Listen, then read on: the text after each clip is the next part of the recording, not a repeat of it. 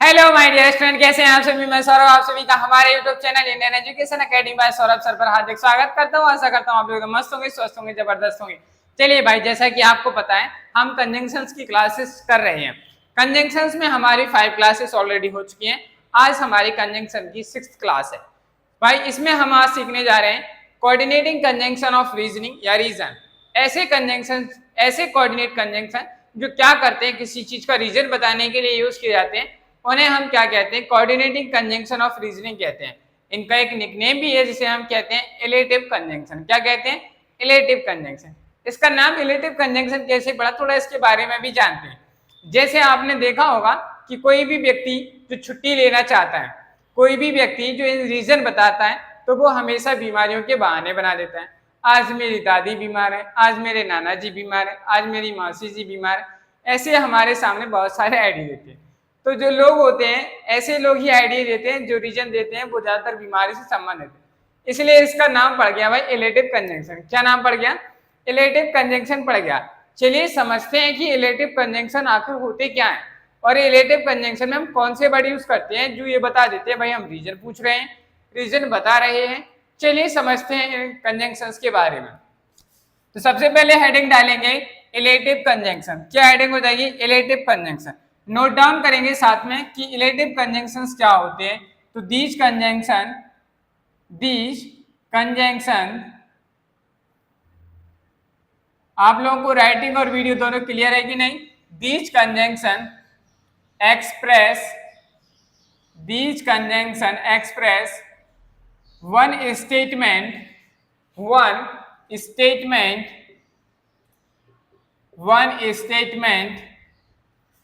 ठीक है, क्या कहा गया? These conjunction express one statement, fact derived as conclusion on the basis of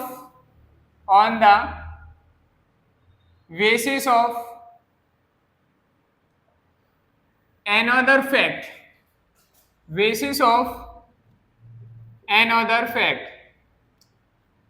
चलिए भाई समझते हैं कि आखिर हमने क्या लिखा है। हमने लिखा है कि ऐसे कंजंक्शंस जो ये बता देते हैं कि आपका जो रीजन, मतलब एक आपने फैक्ट पढ़ा, मान लीजिए हमारे पास दो स्टेटमेंट्स हैं और दोनों स्टेटमेंट्स में एक फैक्ट बताया गया कि ऐसा हुआ, इसकी वजह से ऐसा हुआ। जैसे अगर आपसे कहा जाए कि अगर आप बीमार हो गए, एज अ स्टूडेंट अगर आप बीमार हो गए, तो सिंपल सी बात, अगर बीमार हो गए तो इसका इफेक्ट क्या आएगा? इसका फैक्ट ये पड़ेगा कि आप स्कूल नहीं जा पाओगे। पड़ेगा कि नहीं? तो बीमार होने का फैक्ट क्या पड़ा कि आप स्कूल नहीं जा पाए। जब इस तरीके के सेंटेंस हम ऐड करेंगे तो वहां पर हम क्या करते हैं, कोऑर्डिनेटिंग कंजंक्शन ऑफ रीजनिंग यानी कि इलेटिव कंजंक्शंस का हम क्या ये करते हैं, यूज करते हैं। समझ में आई बात? चलिए भाई, तो समझते हैं कि कंजंक्शंस कौन कौन से हैं। तो लिखेंगे यहाँ पे दीज कंजंक्शंस आर। क्या लिखेंगे भाई? These conjunctions are. तो ये कंजंक्शंस क्या होते हैं, इनके बारे में हमें पता होना बहुत जरूरी है। अगर हम इनके बारे में नहीं जानते तो भाई हम बहुत कुछ नहीं जानते। इंग्लिश ग्रामर में हमें इस कंजंक्शन चैप्टर को पढ़ना बहुत इंपॉर्टेंट है।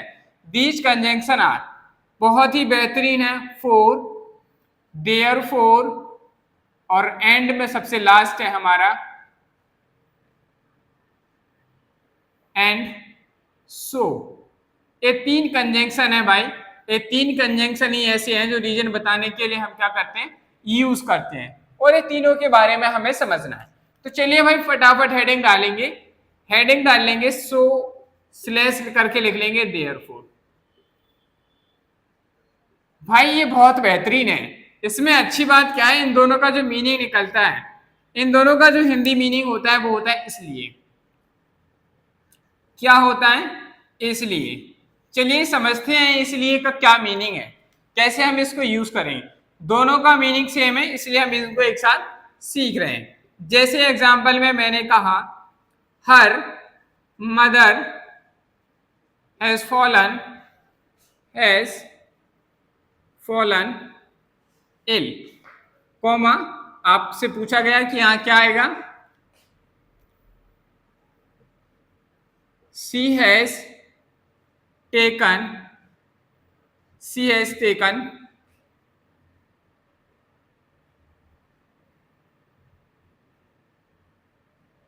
सी हैज टेकन लीव, इसलिए उसने क्या ले ली। फिर कौन सा कंजंक्शन यूज करना है, आपसे कहा गया कि दो सेंटेंसेस दिए गए हैं।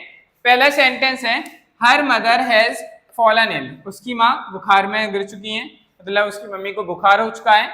सी हैज टेकन लीव, उसने छुट्टी ले ली। भाई वह लड़की है, एक लड़की की बात चल रही है, उसकी माँ जो है बीमार हो गई, तो बीमार हो गई तो बीमार होने की वजह से उसका क्या इफेक्ट पड़ा, बीमार होने की वजह से इफेक्ट ये पड़ा कि वो है उसको अपने ऑफिस से क्या लेनी पड़ी, छुट्टी लेनी पड़ी। तो भाई यहाँ समझ में आ रहा है, इसलिए भाई कैसे ऐसा, इसलिए क्यों हुआ, ऐसा इसलिए हुआ क्योंकि उसकी माँ बीमार पड़ गई। तो ये हमारा मेन क्लॉज हो गया और ये हमारा सबऑर्डिनेट क्लॉज है। इन दोनों को ऐड कराने के लिए हमें क्या पढ़ना, क्या जरूरत पड़ी, दोनों इंडिपेंडेंट क्लॉज है भाई, याद रखिएगा। इन दोनों को ऐड कराने के लिए हमें इसलिए का सेंस पढ़ा, और इसलिए के सेंस को हम कंजंक्शन की भाषा में देयरफॉर या सो कह देंगे। अब आपके मन में आया कि अगर हम सर यहाँ सो लिख दें तो क्या ये सही है, जी हाँ बिल्कुल सही है। अगर आपका मन किया कि सर अगर हम यहाँ सो की जगह देयरफॉर लिख दें तो सही है, बिल्कुल सही है, दोनों सही है भाई, कोई गलत नहीं है। जब पेपर में ऐसा क्वेश्चन आएगा तो वहां सो और देयरफॉर में से कोई एक ऑप्शन आपके पास अवेलेबल होगा, बाकी ऐसा नहीं है कि दोनों ऑप्शन आपके सामने होंगे, ऐसा नहीं होगा भाई, याद रखिएगा। समझ में आई बात। चलिए अब हम बात करते हैं नेक्स्ट एग्जाम्पल, किसकी, नेक्स्ट एग्जाम्पल की बात करते हैं। जैसे हमने कहा Revati Revati needs extra money Revati needs extra money dash, आपसे पूछा गया कि यहाँ क्या आएगा, she took up a part-time job, she took up a part-time job। बहुत ही बेहतरीन क्वेश्चन है भाई, इसको बताइए यहाँ पे क्या आएगा। भाई एक लड़की है रेवती, उसको क्या चाहिए, पैसे चाहिए भाई, उसको एक्स्ट्रा मनी चाहिए, एक्स्ट्रा मनी चाहिए, इसलिए वो क्या कर रही, एक पार्ट टाइम जॉब ढूंढ रही। भाई उसे एक्स्ट्रा मनी चाहिए तो इसके लिए वो क्या फैक्ट यूज कर रही है, तो इसके लिए वो फैक्ट यूज कर रही है कि सर वो एक पार्ट टाइम जॉब देख रही है जिससे कि वो एक्स्ट्रा मनी अर्न कर सके, एक्स्ट्रा मनी अर्न कर पाएगी तभी तो खर्च करेगी, है कि नहीं भाई। तो रेवती का जो हमारा सेंटेंस है, पहला सेंटेंस क्या है, एक फैक्ट बता रहा है कि ऐसा इसको जरूरत है भाई, पैसों की जरूरत है। चलिए ठीक है, तो इस पैसे के लिए वो कैसे इस पैसे को कमा रही है, इसका एक और फैक्ट है, तो वो फैक्ट निकल के आया है सीटो का पार्ट टाइम जॉब। वो पार्ट टाइम जॉब देख रही है जिससे कि वो उसके हेल्प से क्या कर सके, एक्स्ट्रा मनी अर्न कर सके। तो यहाँ हमें इसलिए का सेंस आया, तो हम यहाँ सो और देयरफॉर दोनों को फिल कर सकते हैं, दोनों हमारे क्या है, करेक्ट आंसर है, कोई भी रॉन्ग नहीं है। लेकिन पेपर में हमेशा एक आएगा ऑप्शन, याद रखिएगा, एक ऑप्शन आएगा वहां पे, तो आपको इनमें से एक ऑप्शन आराम से बहुत ही आसानी से आप चुन सकते हैं। चलिए भाई नेक्स्ट एग्जाम्पल की बात करते हैं। एग्जाम्पल नंबर 3 में जैसे मैंने कहा, he is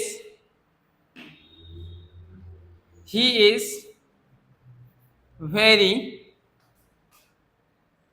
tired, she is very tired dash, so यहाँ इसकी जगह वॉज कर लीजिए भाई, he was very tired dash, he did not come here। देखिए भाई क्या लिखा है, मैंने लिखा he was very tired, वह बहुत थक चुके थे, ठीक है, dash he did not come here, इसलिए वह यहाँ नहीं आए थे। तो आपसे पूछा गया कि यहाँ पे क्या आएगा, अगर आपका मन कर रहा है सर सो लिख दीजिए, बिल्कुल सही है, आपका मन कर रहा है सर देयरफॉर लिख दीजिए, बिल्कुल सही है, कोई दिक्कत नहीं है, हमारा दोनों ऑप्शन सही है। हमने यहाँ पे क्या लिख दिया, so he was very tired so he did not come here, वह बहुत थक चुके थे इसलिए वह यहाँ नहीं आए थे। This is the right answer. समझ में आई बात। चलिए आशा करता हूँ कि आपके कॉन्सेप्ट समझ में आ गया है, तो फटाफट नोट डाउन करिए, फिर हम बहुत ही बेहतरीन कॉन्सेप्ट सीखने वाले हैं 4 के लिए। चलिए भाई अब सीखते हैं नेक्स्ट 4 का यूज। कि यूज को हम फोर को जो फोर है हमारा इसे हम किस तरीके से यूज करते हैं। फोर का जो मीनिंग निकलता है वो निकलता है के लिए। क्या निकलता है? के लिए। कभी कभी इसलिए के सेंस में भी जैसे होता है इसलिए या किस लिए, इस तरीके का सेंस भी देते हैं। लेकिन जब भी इसलिए आता है तो हम ज्यादातर देयरफॉर या सो यूज करते हैं किस लिए। ठीक है, ऐसा किस लिए किया गया, ऐसे वर्ड्स आते हैं तो हम वहां क्या करेंगे, इनके लिए हम क्या करेंगे, ऐसा सेंस लाने के लिए हम क्या करते हैं, फॉर यूज करते हैं। चलिए समझते हैं एग्जांपल की मदद से, इससे थोड़ा ज्यादा अच्छा समझ में आएगा। जैसे मैंने कहा she will do well, she will do well in life, ठीक है भाई, comma dash she is focused. आपसे पूछा गया है यहाँ कौन सा कंजंक्शन आएगा, बताइए भाई, जितने लोग बता सकते हैं बताइए। जैसे मैंने कहा नेक्स्ट क्वेश्चन है, let me wear a jacket, let me wear a jacket dash it is cold outside. चलिए भाई नेक्स्ट एग्जांपल भी लिख लेते हैं अभी साथ में ही। जैसे मैंने कहा he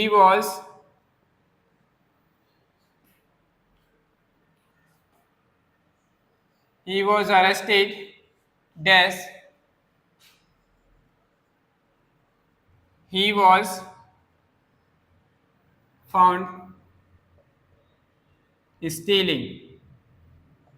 देखिए भाई आपके सामने मैंने 3 एग्जांपल्स लिखे हैं। इन तीनों एग्जांपल्स में हमें सीखना है कि फोर कंजंक्शन कैसे आएगा, इसके बारे में समझना है। चलिए भाई समझते हैं। फोर का जो मीनिंग निकलता है के लिए, आपको क्या करना है, उसको किस लिए पकड़ा गया, किस लिए इससे क्वेश्चन पूछना है और आपका जो आंसर आएगा उसको इसलिए पकड़ा गया, तो हम वहां पे हम क्या करेंगे, वहां हम फोर लगाएंगे। चलिए समझते हैं कैसे। जैसे पहला क्वेश्चन है हमारा, she will do well in life, वह अपनी लाइफ में अच्छा करेगी।